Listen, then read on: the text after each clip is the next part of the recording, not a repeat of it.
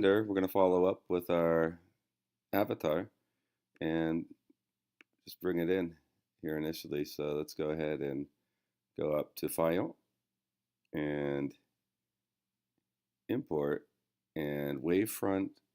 That's the file format.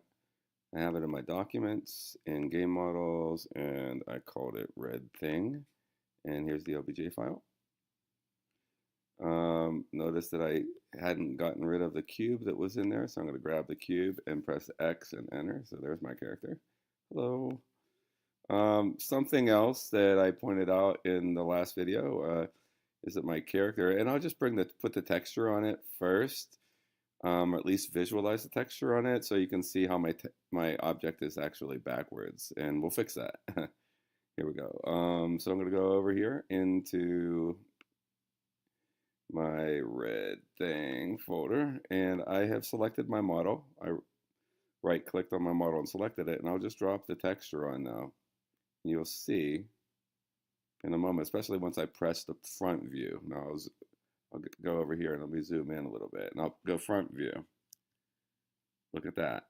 But if I go back view, there's my character. Not only is my character like, yeah, you can see my character is not only backwards, but it's upside down. And this is not a problem. So the first thing I'll need to do is to flip this thing around the front way, I just need to get this thing rotated 180 degrees along. And if you think about it, if I go to the front view, I want to rotate along the x-axis 180 degrees. So let's just go ahead and check that. If I can press R, X, 180, and then just click, it's all good. So again, I pressed R for rotate, and then I pressed X for rotating on the x-axis, and then I typed in 180 because that's how far, the whole way around. I wanted to turn around 180 degrees. That said, I also want to lift my character up so it's a little bit above this plane, this XZ plane, if you will. I'm going to lift it up just about like that. That seems to be fine. So notice I'm in the front perspective. I can shift, alternate, and pull down here if I want to pan the camera a little bit. All right, so I'm panning the camera. And if I just wanted to orbit the camera, I can just press alternate and do that kind of thing to orbit the camera. I can force it back into perfect front perspective by pressing 1. So that's back in, it's in front view. I'm looking up from the top a little bit. And I could also force it to front orthographic mode or orthographic view by pressing the 5 key. So if I press the 5 key, there we are in orthographic view. And in fact, we're going to end up using orthographic view a lot of the time when we're modeling, as well as when we're doing animations, which we're going to be doing here. And that's because we can see that things are lined up or not lined up more easily when you're using the ortho mode or the orthographic mode. All right. So we're going to start off with, because in order to make this animate, to move, we're going to need some bones. I'm not going to put too many bones. I'm actually just going to put like 5 bones all together. And they're in a collection we're going to call an armature. So let me go ahead and zoom in a little bit. I'm going to put my fingers on the trackpad and pull away from each other. I'm working on a MacBook Air. And I'm going to press Shift, Alternate, and drag up on my MacBook Air pad here, just right on the device itself. I don't have any 3-button mouse or anything. So you need to have things in a good position so you can work. Don't, sacrifice, optimal position. Try to get that optimal position where you're looking at the scene in the best way to help you do your work. All right, so now we're going to put the cursor at the origin. We're going to press Shift S followed by R, and that puts the 3D cursor at the origin. Then we're going to go Shift A, and then we're going to go down to single bone. So Shift A brings up the Add menu, and I'm going to select single bone. We're going to add a single bone there. Notice how the bone is now occluded, or you cannot see it, because it is like within the model. That's not going to be a problem for too long here. We're going to pull out over here on the right side and click on this button right here. This is to show some properties of this armature that I just put in, which is a collection of bones. And I'm going to go down to this section where it says display and click X-ray.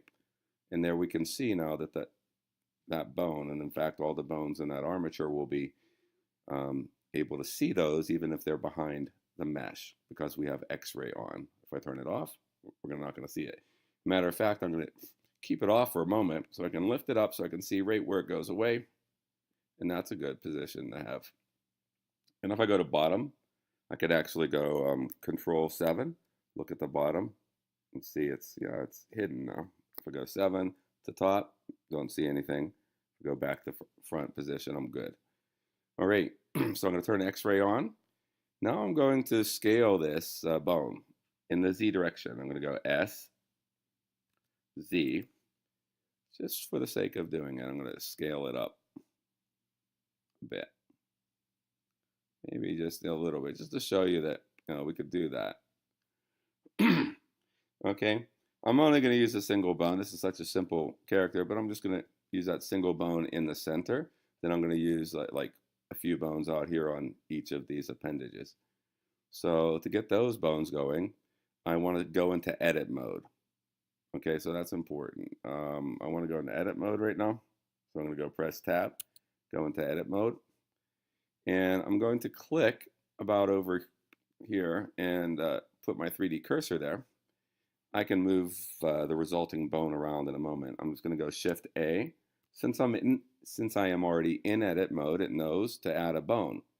Since I'm editing an armature, I'm going to pull this over so it's kind of like near the edge of that, and pull it down and maybe push it back a little bit. And I'll use a couple bones in here. Let's look at that from the top. Let's go to 7, press 7, and we can see that that's not exactly lined up, right? So let's select this whole thing by right-clicking on this whole bone here. We can zoom in a little more and shift, alternate, and drag to do our panning. Zoom in a little bit more. Now we can select on that, and then we can just pull it over better. I'm just going to try to get part way through there. And then I'm going to zoom out a bit. So I'm going to have just maybe one other bone here. So the other bone, we're going to be extruding out into the X direction. So I'm going to go EX and pull out. And you know what? That looks good to me. Let's look at it from the front again. Let's go 1, go to front view. Now you can see that's a little bit high, the end of it. I'm going to pull the end of it down, which is called the tail of the bone. Pull that down a little bit. Now let's go look from the side over there. Let's go press 3, look from the right side. That looks good. Now if I turn X-ray off, I can see that part of that is part of the tail sticking out. Let me lift it up a little bit. Maybe I want to see how it is sticking out there a bit. Not too big of a deal, but I may want to try to pull over a little bit and then up a little bit, see if it can hide in there. No, I'm going to actually undo that. Let me try this. Let me go to the top. And let me just kind of push it back in a little bit there. All right, and then if I go to the side, now it's still showing the tiniest bit. I can pull it up a little bit. And then go to the bottom if I wanted to double check that, Control 7 for the bottom. And it looks good. It's all within the mesh. Not with such a simple model, I don't think it's going to make too much of a difference at all. But just to kind of, get you in the habit maybe of fine-tuning the mesh. Fine-tuning, excuse me, your bone structure so that they're fitting in the mesh better. Okay, so if I go back to front view, shift, alternate, and pull over a little bit, there's what I have of my model so far. I'm going to box select these couple bones right here. I'm going to box select these. I guess I could have shift selected them. I just box selected them with B. What I'm going to do next is I'm going to duplicate these bones I have selected by going Shift D, and then I'm going to hit enter, and then I'll press S X -1 enter, and I am basically flipping around, reflecting that copied set of bones along the x-axis. And I guess more properly, I'm actually reflecting the copied set of bones in its local YZ plane, which would be more proper. But anyway, so let's just go back and look at the top now on the other side. That looks okay. Maybe I can move that out a little bit. Let's see. It looks pretty good. Let me turn the X-ray off. And it seems to be seeing just a little bit right there. Let's go out to that other side. I'm gonna go Control 3 and maybe zoom in a little bit. Let me see what's going on here. Let's go Control 3 again. And it looks pretty good. If I go to the top, again, I can press top and maybe pan over, Shift, alternate, pan over a little bit. Looks pretty good. And I can go back to front mode, maybe zoom out a little bit by pinching on the trackpad, Shift, alternate, and drag over there. And I think I have, turn the X-ray mode back on again. I think I have all the bones I need. This isn't going to be an elaborate example. So there you have all the bones I'm going to use. I just need to parent some bones properly now. So I'm going to select the nothing. I'm going to press the A key. Notice I'm still in edit mode. I only have one armature. You only want to have one armature. Don't be adding more than one armature. So stay in edit mode within the armature whenever you're adding bones, so you don't accidentally add additional armatures.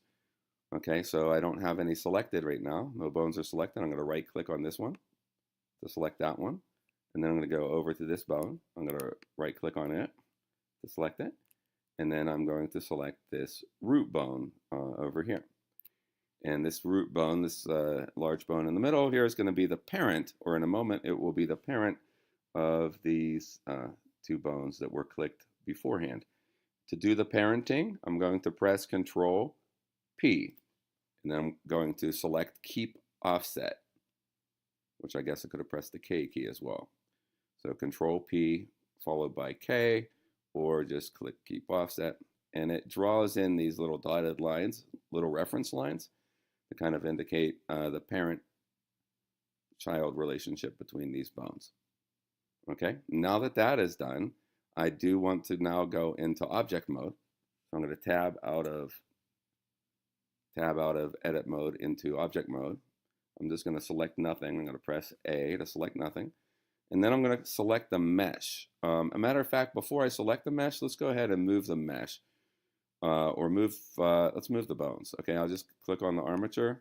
Whoop. I guess I selected the mesh, but I'm going to, yeah, so here I selected the bones. I'm going to move the bones to another layer. I'm going to press M, press the M key. I'm going to select this layer over here. Now the bones have gone bye-bye to this other layer. If I select down here, I can show the other layer I moved them to. And that's important to organize your bones into a separate layer. And if you were going to do a model that had like different outfits on it, you can put like different outfits on different layers and so forth. But we're just going to put the bones on another layer.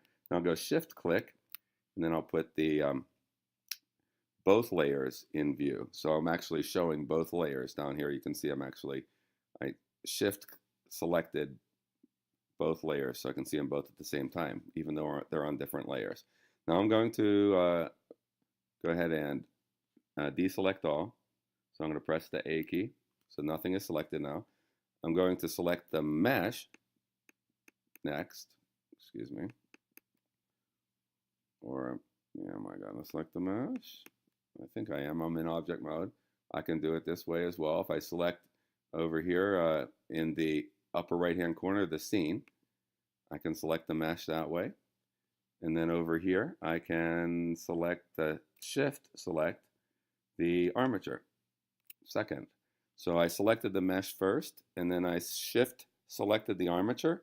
And what we're going to do is we're going to parent the, we're going to make the armature the parent of the mesh in such a way that it deforms the mesh and changes the shape of the mesh based on the movement of the bones. So to do that, again, we're going to press Control P, and we're going to go down to Armature Deform with Automatic Weights. Boom. Now that is done. Now we're going to be getting ready to do the animation. Okay, I'm going to go down here and pull up this window that's down here. Whoops, wrong one. Right down here at the timeline, I should go down. Actually, if I hover with my cursor right above in the timeline window, right above this section, wait till you get that visual feedback of the two arrows, the up and down arrows pointing. So your cursor will change from a standard cursor to up and down arrows, and then you can click and drag up. So make it about that size, make the timeline, animation timeline about that big. Next thing, hover with your cursor over the corner until it turns into a plus sign, and then click and pull down. And what we'll do next is we'll change the bottom window into a dope sheet, and that will get us ready for animation. So let's go up here in the viewport and pinch in to make our character visible, fully visible. And we're going to go ahead now into, we're going to pose mode. So going into pose mode is going to get us ready for animation. Down here in the animation timeline, I'm going to change this from 250, which is the ending frame, to 30. So we're only going to have a 30 frame animation. And the next thing I'll do is click on this button over here for automatic keyframe insertion.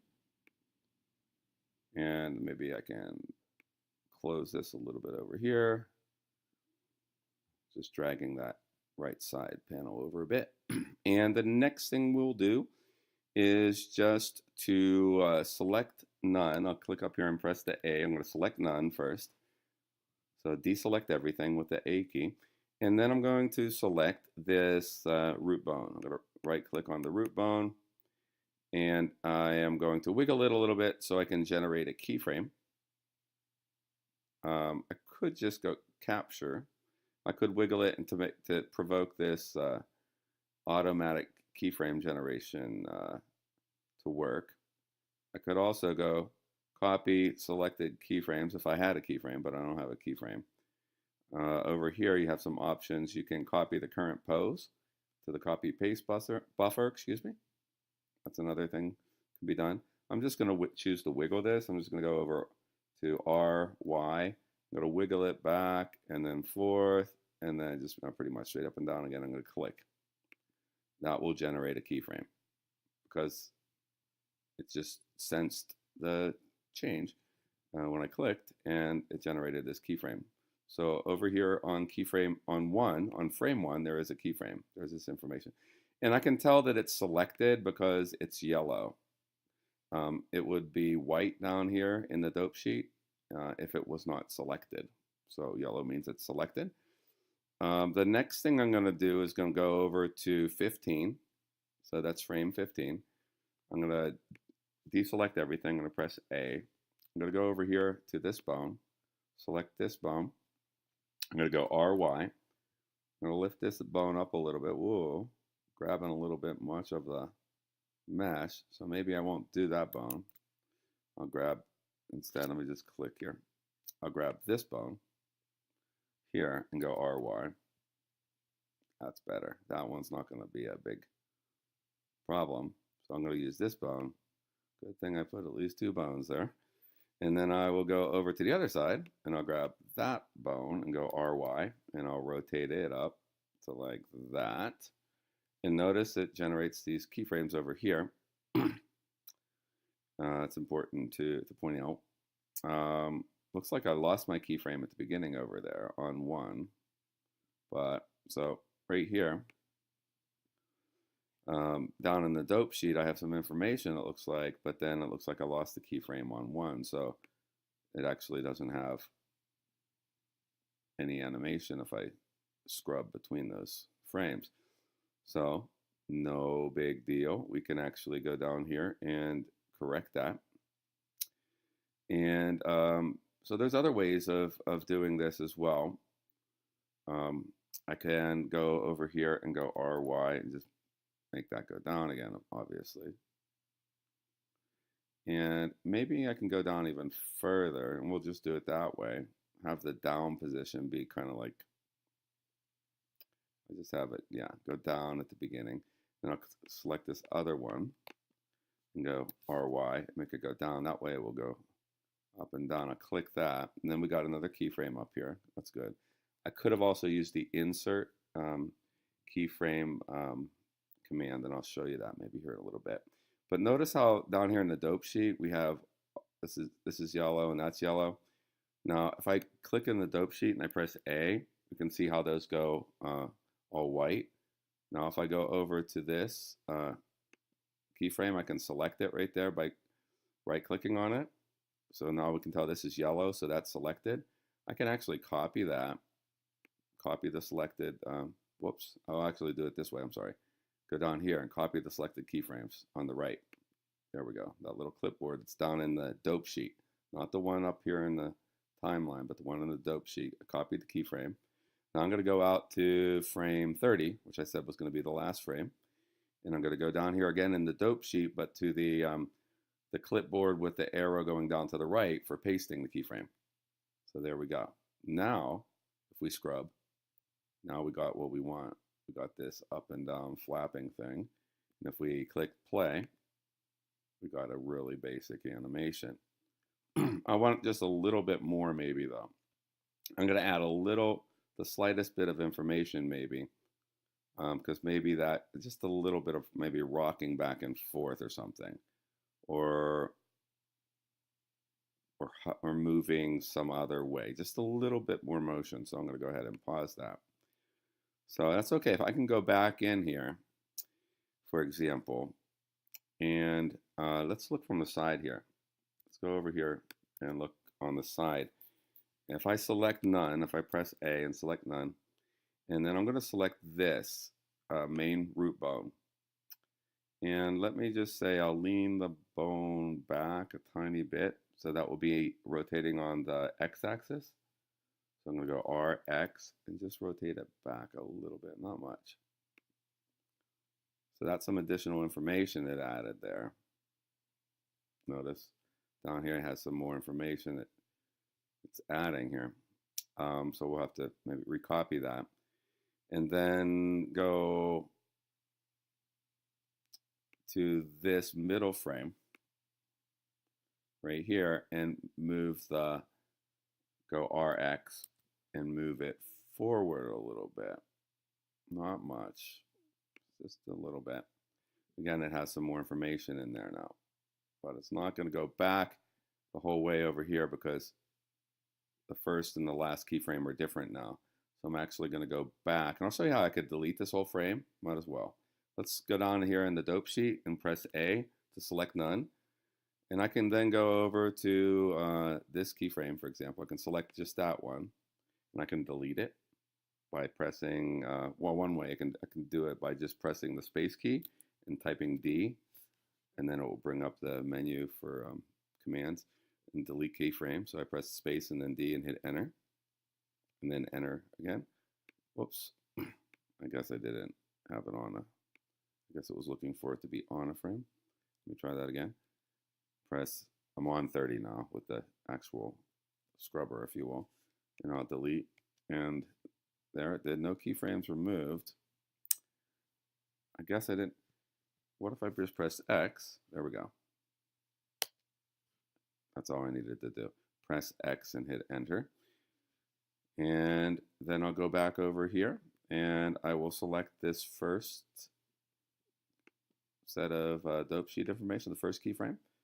And then I will select that and copy it. I guess I could do Control C. I'm just going to go over here to the menu, copy, and then go over here to 30. And I guess I could do Control V, but I'm going to go ahead and paste. And notice how it's selected right there. But now it should be leaning back at the very beginning a little bit and then leaning forward in the middle, and then go back to leaning back at the end. So now there's this rocking. It's not only the wings going up and down, but it's going to rock. So I'm going to go forward, look forward, or I should click up here and look forward, look at the front view, and let's play it and see what it looks like now. So that's better. It's going to lean forward and back. So that's a fine, fine enough animation to export. So we'll go through the exporting process here. I will save this first. Maybe I'll go over here and save it as, and I'll go to the right folder. I'll go to my documents, into game models, and then this is red thing, and I'm going to call this red underscore thing, and I'll say animated, just to highlight that it's animated, and save it as a Blender file. That's good. I'll have a separate video showing you how to install the exporter for the GLTF version 2. But for right now, I'm just going to show you how to use it because I already have it installed. File. I'm going to go export and GLTF. Oh, one thing. I'm sorry. Oh, big thing. I dragged and dropped my texture on here. It's not going to work unless I go back and take care of this. So let me do that, actually. Let me press A to select nothing. Very good point. Let me go to my character. All right. My character, which is now inside of the, it's now a child of the armature. So if I look in the scene graph, it's now, my red thing is a child of the armature now, because remember, that's part of that. What happens is I parented it. Now I'm going to go over here to my thing, which is my red thing, which is selected. I'm going to go over to texture over here. I'm going to go click on this button, and I'm going to add a new texture. And it's by default going to create a new image or movie texture, all right? So, and I'm going to actually open the file, the red thing PNG. I'm going to select it. Now that I have done that, now I have to actually do that. Unfortunately, that extra step is necessary to do justice by the export plugin. Even though it shows it in the Blender file, it will not export properly unless I go through that adding a texture and then browsing for the image. Now that I've done that, now I can go File, excuse me, Export, and GLTF to .glb. We want the binary format. I'm going to go click Export in the red thing folder, and it's going to say red thing animated GLB, and I guess I'll just leave it as animated GLB, or maybe not. I don't need, I'm going to presume that it's going to, if I'm going to export it as a GLB, it will already be animated. I'm just going to call it red thing and then export it. And now it's in that folder. The next thing we'll show you is how to actually bring it into the game, okay? We'll also have to prepare a button as well, button picture. No big deal. Take care. Have a wonderful day.